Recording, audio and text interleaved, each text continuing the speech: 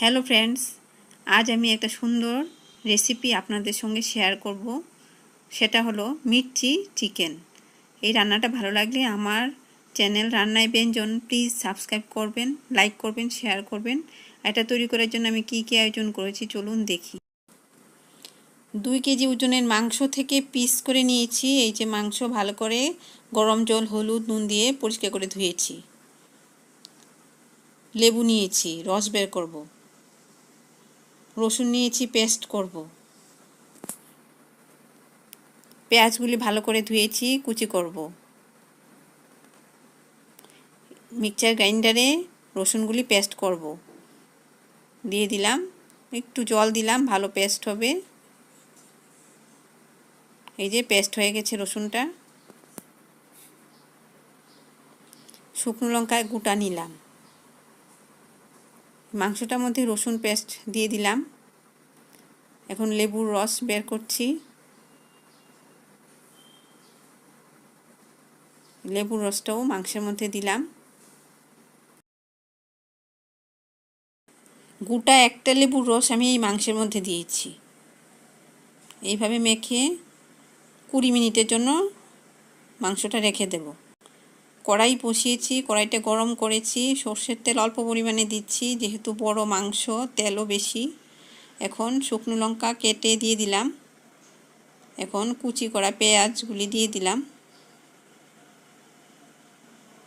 পেঁয়াজগুলি medium fry হবে।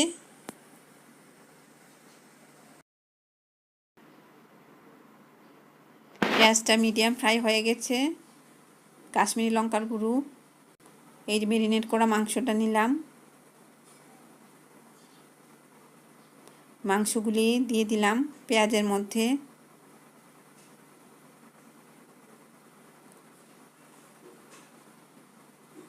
হলুদ দিলাম। নুনটা আমি এখন দেব না, 15 থেকে 20 মিনিট পর আমি নুনটা দেব, তাহলে মাংসটা সুসেদ্ধ হবে। এর জন্য নুনটা আমি পরে দিই।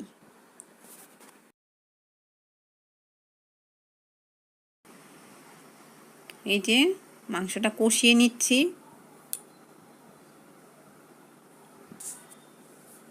এখন নুন দিলাম, একটু হলুদ দিলাম, কাশ্মীরি লাল লঙ্কার গুঁড়ো দিলাম।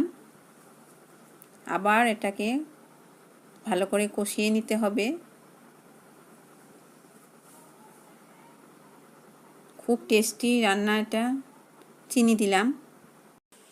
মাংসটা রান্না করার পর যখন একটা সময় এসেছে যে ঠিক এই সময়টাতে যা একটা সুন্দর গন্ধ বের হয়েছে যে সবার ইচ্ছে করছে এক্ষুনি মাংস খাবো, এইরকম আর কি রান্নাটা। আপনারা রান্নাটা করে খেয়ে দেখবেন, খুবই ভালো লাগবে এবং সবাই এটা খেয়ে খুব পছন্দ করবে।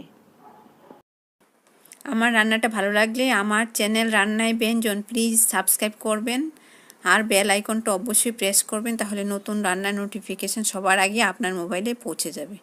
ব্যাস তৈরি হয়ে গেল মির্চি চিকেন। আমার রান্নাটা দেখার জন্য অসংখ্য ধন্যবাদ।